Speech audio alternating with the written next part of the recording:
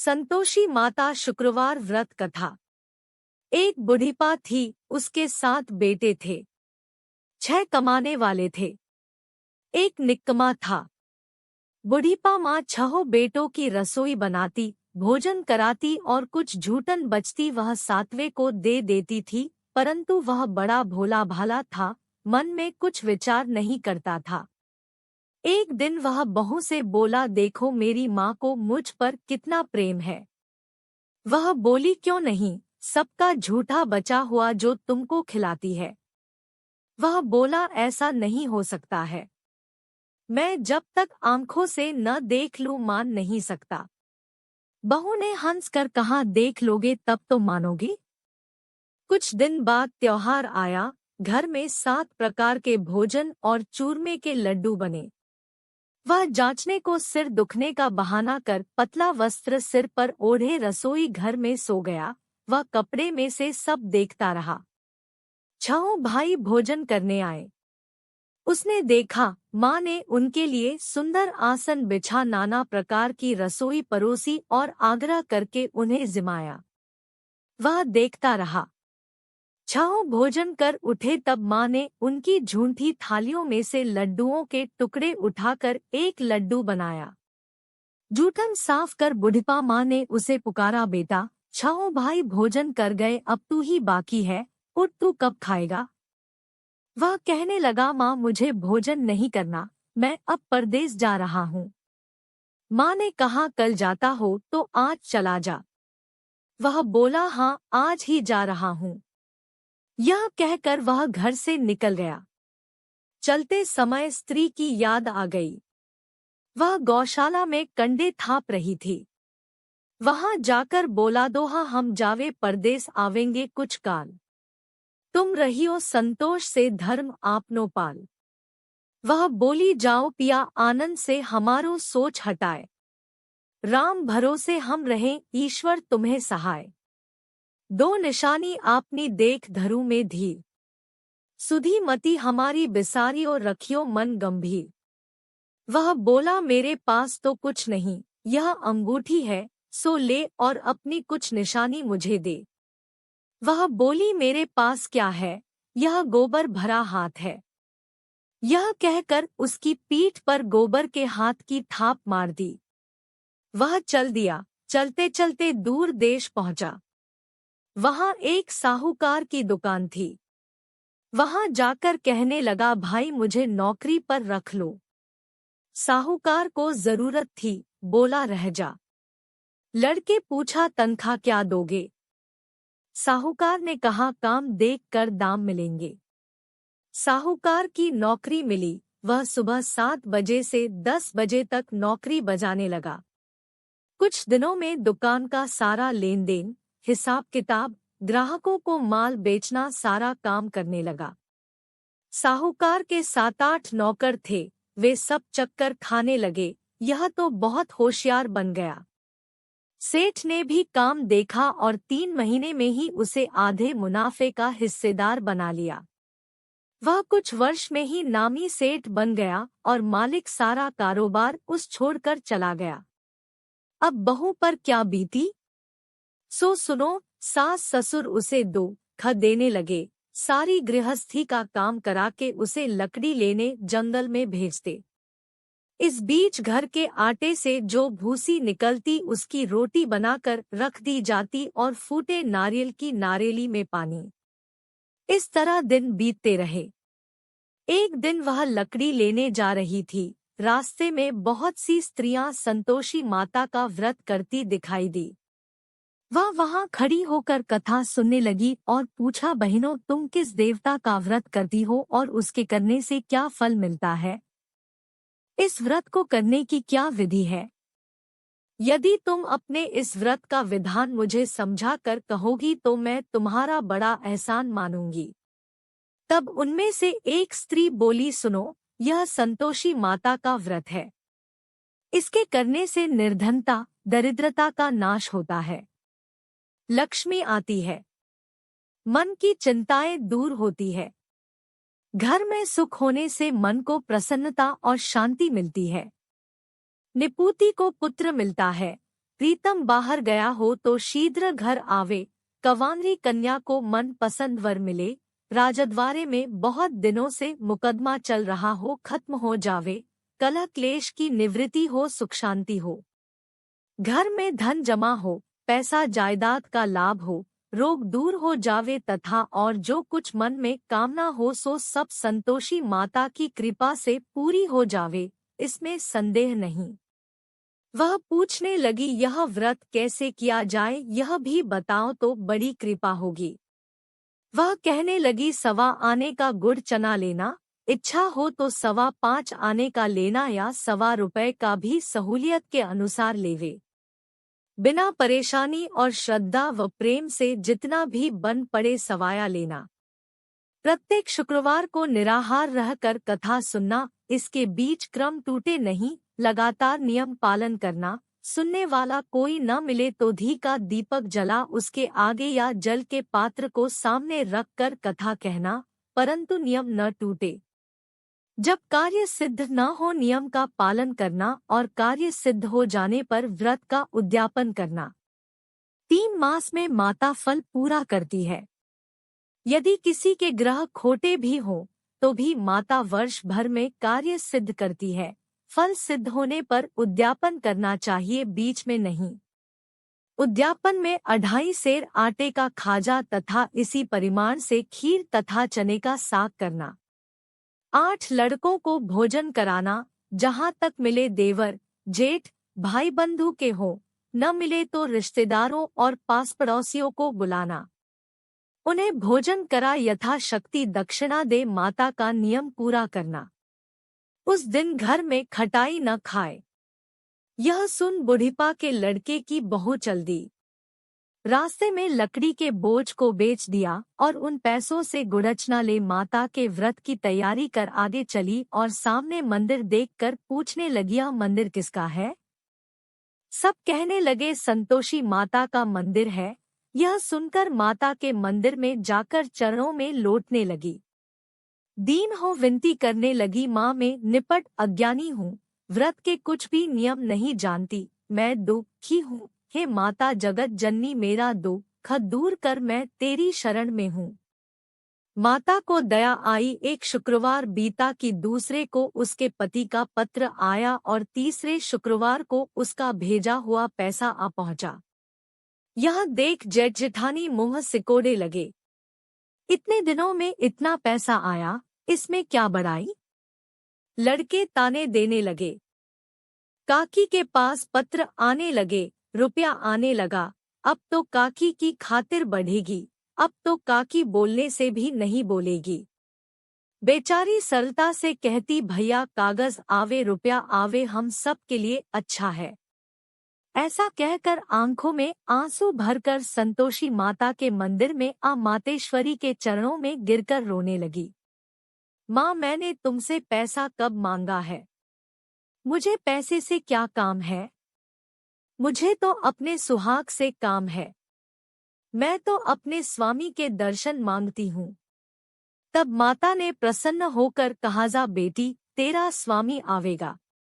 यह सुनकर खुशी से बावी होकर घर में जा काम करने लगी।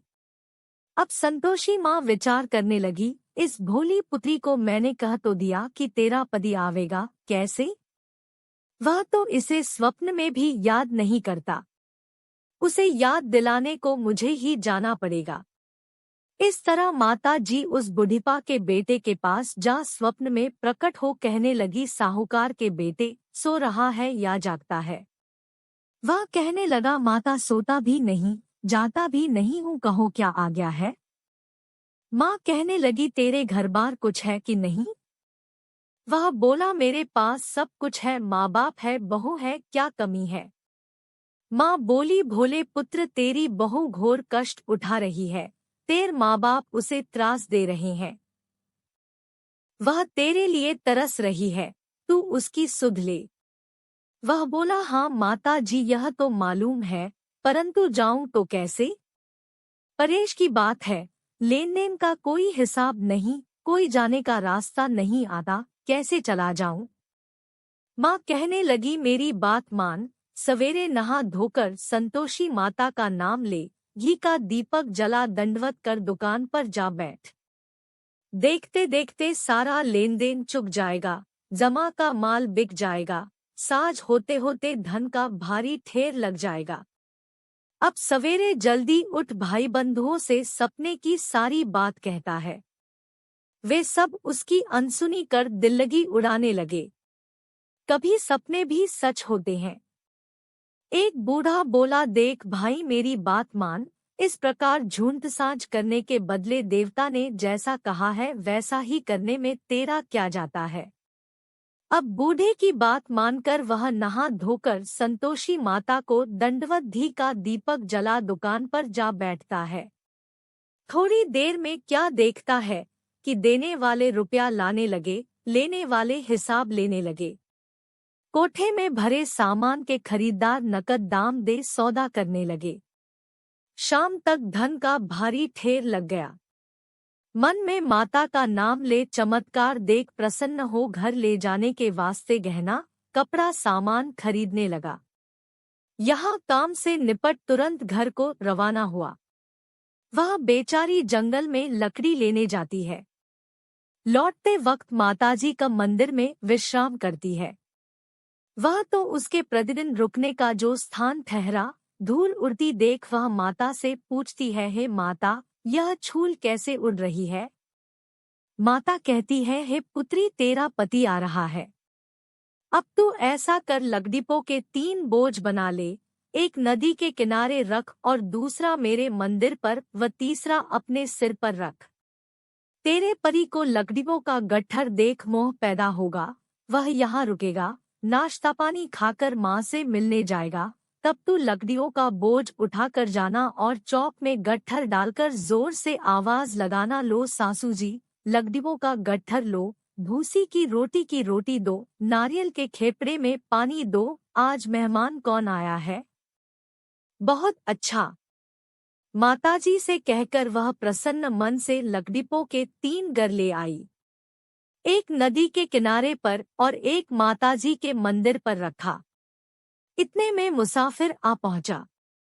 सूखी लकड़ी देख उसकी इच्छा उत्पन्न हुई कि हम यहीं पर विश्राम करें और भोजन बनाकर खा पी कर गाँव जाएं। इसी तरह रुककर भोजन बना, विश्राम करके गाँव को गया। सबसे प्रेम से मिला। उसी समय सिर पर लकड़ी का गट्ठर लिए वह उतावली सी आती है। लकड़ीपों का भारी बाज आंगन में डालकर जोर से 3 आवाज देती है, लो सासू जी, लकड़ीपों का गट्ठर लो, भूसी की रोटी दो, आज मेहमान कौन आया है। यह सुनकर उसकी सास बाहर आकर अपने दिए हुए कष्टों को भुलाने हेतु कहती है, बहू ऐसा क्यों कहती है, तेरा मालिक ही तो आया है। आ बैठ, मीठा भात खा, भोजन कर, कपड़े घने पहन। उसकी आवाज सुन उसका पति बाहर आता है। अंगूठी देख व्याकुल हो जाता है।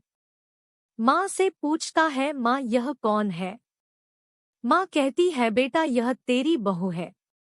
आज 12 वर्ष हो गए जब से तू गया है, तब से सारे गांव में जानवर की तरह भटकती फिरती है।